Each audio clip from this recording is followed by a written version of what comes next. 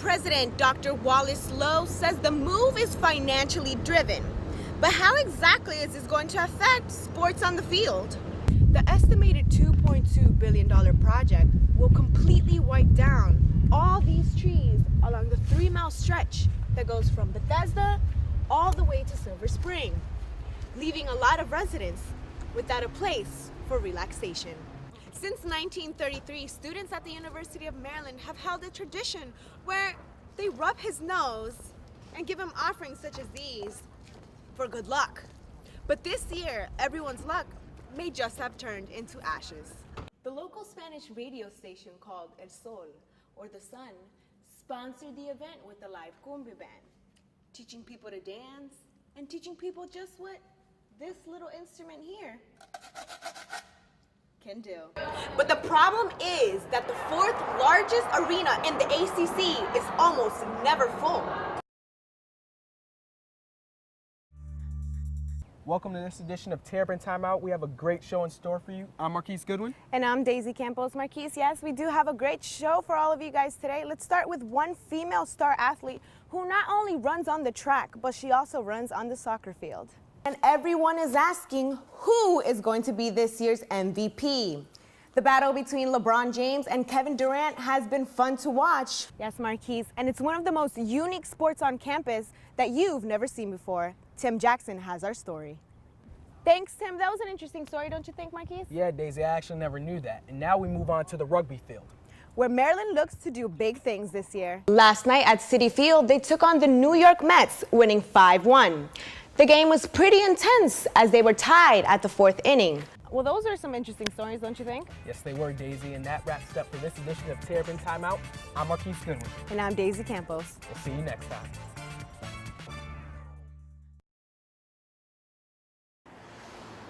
Every day, dozens of people use the Capitol Crescent Trail, from runners to bicyclists. Even mothers walk their children here daily. I'm here every day, walking every day. But the busy trail may be headed towards a curve. Users like Joel Hirsch say a change in the metro system may run right through the neighborhood. Well, the Purple Line project makes absolutely no sense to me. Any house that's fairly close is going to be affected, first off, by the construction, which has to be huge, and then by the noise of a lot of these light rail trains a few hundred feet from where we live. The estimated $2.2 billion project will completely wipe down all these trees along the 3-mile stretch that goes from Bethesda all the way to Silver Spring, leaving a lot of residents without a place for relaxation. Capitol Crescent Trail is 11 miles long, and the section between Bethesda and Silver Spring is scheduled to be deforested. AJ Bott is president of Friends of the Capitol Crescent Trail. It's a park, it's a beautiful park, and we don't have a lot of green space left, and we're fighting to keep it. The Capitol Crescent Trail is the most heavily used trail in Maryland.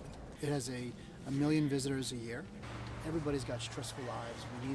We need a place to just sort of sit back and breathe some fresh air. The Maryland Transit Authority says there will be a trail a few feet from the proposed train line. But for people who live here, they say they're losing the only place they can go to relax. From Maryland News. Finals week at the University of Maryland is a crucial week for thousands of students, from final projects, final papers, to final exams. Sleep is just not an option. Sleep? I can't even remember the last time I slept during finals.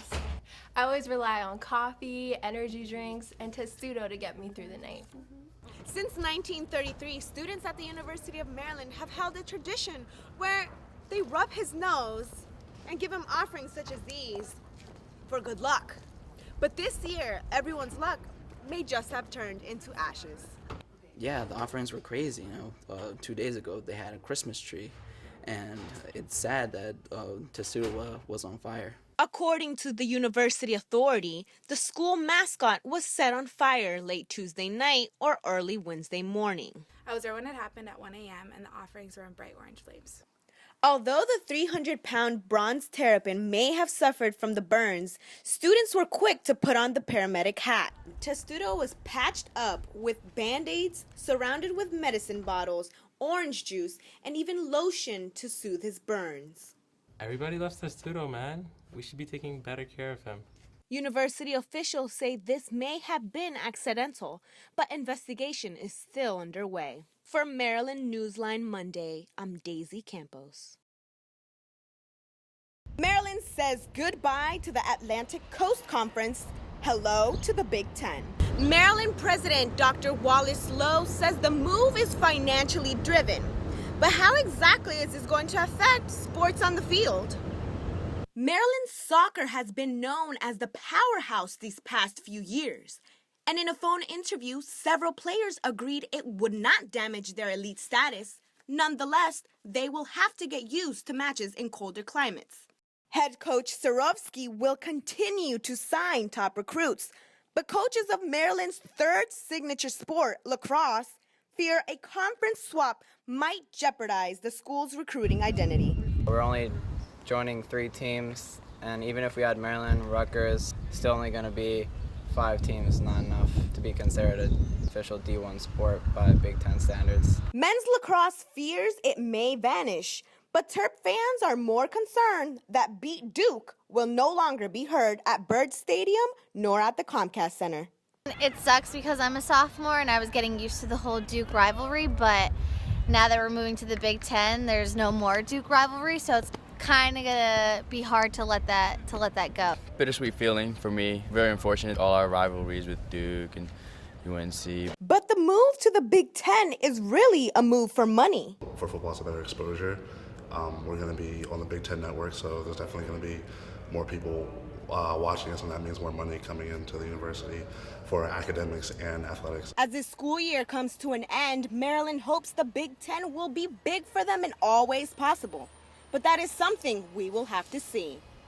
For Terrapin Timeout, I'm Deicy Campos.